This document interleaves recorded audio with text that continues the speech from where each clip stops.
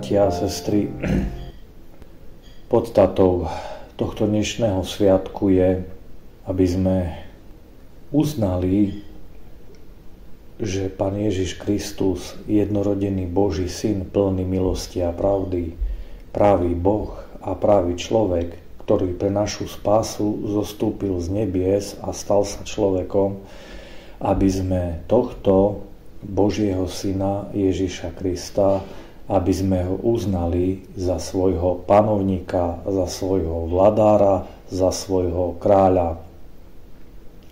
Sami vidíme, že štruktúry tohto sveta sú rozrušené, že politické systémy, ktoré nám tu vyše 200 rokov od v úvodzovkách veľkej francúzskej revolúcie, ona bola veľká len tým krvavým masakrom a zničením starých základov sveta. Takže tých 200 rokov nám sa ukazujú všetky politické systémy ako vadné, nie že nestabilné, ako choré, ako nezdravé.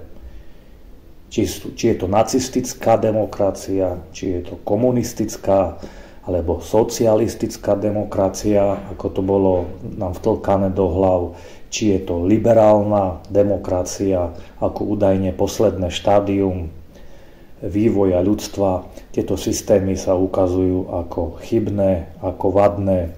Podávajú si štafetu a jedna strieda druhú.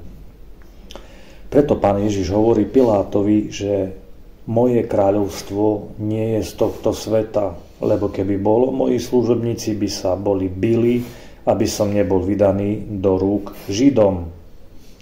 Princípy Božieho kráľovstva Kristové nie sú mocenské v tom zmysle, v akom prebieha politická moc v dejinách a zvlášť v tomto poslednom úpadkovom štádiu ľudských dejín.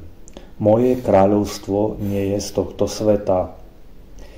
Keďže Kristovo kráľovstvo nie je z tohto sveta, potom treba si položiť otázku, skadiaľ je to Kristové kráľovstvo. Pán Ježiš sám učil svojich učeníkov v podobenstvách, bez podobenstiev im nič nehovoril, že moje kráľovstvo je vo vás.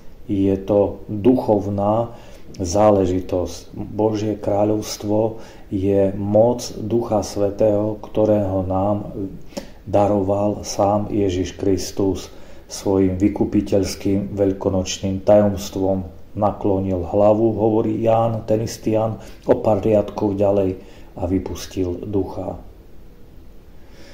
Toto Božie kráľovstvo, keďže z tohto sveta nie je duchovného princípu, neznamená to, že tu máme nejaký dualizmus, že kde si máme utekať do nejakého spirituálneho zásvetna a z druhej strany nechať si tento svet bežať v zle a v nespravodlivosti, v hriešnych štruktúrach, nepostaviť sa voči lži, voči temnote, voči tým, ktorí vlastne slúžia satanovi ako otcovi lži.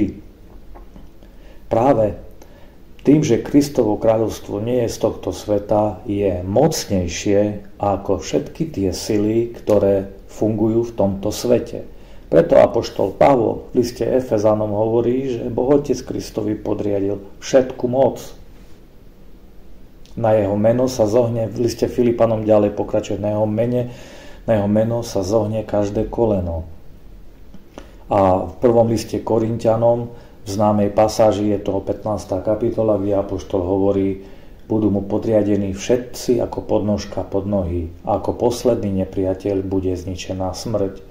Teda tým, že Kristovo kráľovstvo nie je z tohto sveta, je duchovnej povahy, myslíme hypostáznej povahy, že je to osoba Svätého Ducha, ktorá vlastne Kristovo dielo rozširuje a robí ho mocným, tak vlastne tým, že je duchovnej povahy, je silnejšie a mocnejšie ako toto viditeľné kráľovstvo, ktoré funguje len na základe mocenských prostriedkov, ako je vojna, násilie, ekonomické, fyzické prinútenie, donútenie tých, ktorí vládnu. Aj pre spravodlivé veci, pochopiteľná vec. Preto na dnešný sviatok nášho Pána Ježiša Krista potrebujeme robiť jeden úkon, potrebujeme sa podrobiť jeho vláde. Potrebujeme mu odovzdať svoj život. Potrebujeme odovzdať svoj život, svoj životný príbeh pod jeho vládu. O tom to je. Cirkevní otcovia vždy jasne hovoria, že ak podriadíme svoj život jeho vláde, vtedy môže on v nás konať. Celé nebo môže zostúpiť už tu v tomto pozemskom putovaní do nášho života. Pán Ježiš hovorí, to sú tie paradoxy, ktoré nechápe tento živočíšny človek. Hovorí, hľadajte najprv Božie kráľovstvo a jeho spravodlivosť a všetko ostatné sa vám pridá. Nebuďte ustarostení ako pohania, čo budú jesť, čo budú piť. Ježiš učí. Kde budú bývať. Takže ak sa doslova urobíme toto, čo kresťanský západ nedokázal, ak sa zriekneme svojej vôle, ak poprieme svoju vôľu, ak sa seba zaprieme v tom skutočnom, nielen v nejakom morálnom zmysle, v tom ontologickom slova zmysle, ak sa zaprieme, ak sa poprieme, ak poprieme svoju vôľu a sa odovzdáme pod vôľu Krista jeho vláde, vtedy príde skutočná sloboda pre človeka. Vtedy sa Božie kráľovstvo realizuje v našom živote.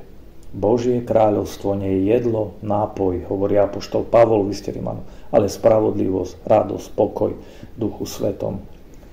Jednoduché princípy, ale plné paradoxov pre sekulárneho, hriešným rozumom postihnutého človeka.